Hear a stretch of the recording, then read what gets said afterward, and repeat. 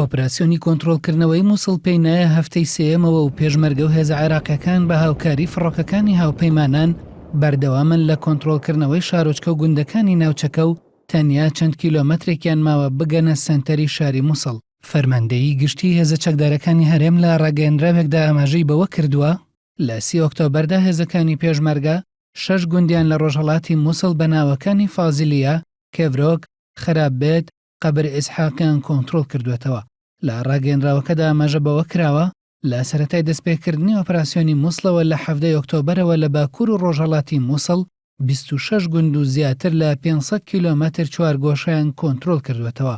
لە باشوور و باشووری ڕۆژاوای مووسڵیش سوپای عێراق زیاتر لەوەی چاوەڕوان دەکرا لە پێشڕەویدایە و بەپێی تۆڕی ڕاگەیاندنی جەنگی عێراق سوپا گوندی عەلی ڕەشیان لە باشووری ڕۆژهەڵاتی مووسڵ کۆنتڕۆڵ کردوێتەوە و نزیک بوونەتەوە لە سەنتەری شاری مووسڵ.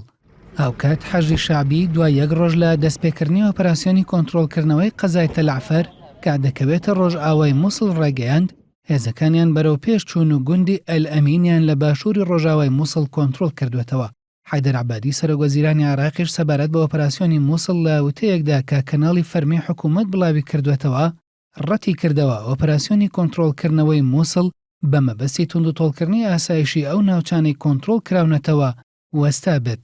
عەبادی ئاماژەی بەوەش کرد ئۆپراسیۆنەکە تا کۆنتڕۆڵکردنەوەی تەواوی پارێزگای نینەوە بەردەوام دەبێت و چەکدارانی داعش نەیانتوانیوە ببنە ڕێگر لە بەردەم پێشڕەوی هێزەکانیاندا.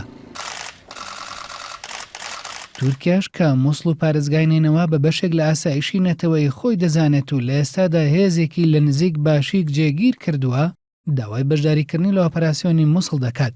چەندین جاریشە هەڕەشە لە هێزە شیعەکان دەکات ئەگەر هێرش بکەنە سەر ناوچە سونیەکان و تورکمانیەکان ئەوە بێدەنگ نابێت. لە دوایین هەڵوێستیشیدا سەبارەت بە ئۆپراسیۆنی کۆنتڕۆڵکردنەوەی مووسڵ سەرۆکۆمەری تورکیا ڕایگەیاند وڵاتەکەی هێزی زیاتر لە ناوچە سنووریەکانی لەگەڵ عێراق جێگیر دەکات. ڕەجەب تەیب ئەردۆغان ئاماژەی بەوەش کرد لە ئێستادا ئەوان لە دهۆک بوونیان هەیە، بەڵام دەیانەوێت لەو ناوچەیە چالاکیەکانیان زیاتر چڕبکەنەوە و هێزی زیاتر لەسەر سنووری نێوان عێراق و تورکیادا جێگیر بکەن. سەبارەت بە جوڵەکردنی حەشدی شعبی بەرەو قەزای تەلعفەریش ئەردۆغان ئاماژەی بەوە کرد ئەو پرسەی لەگەڵ بەرپرسانی ناوچەکەدا تاوتوێ کردووە، چونکە شنگال و تەلعفەر لە ئێستادا بۆ ئەوان ئامانجێکی هەسیارن.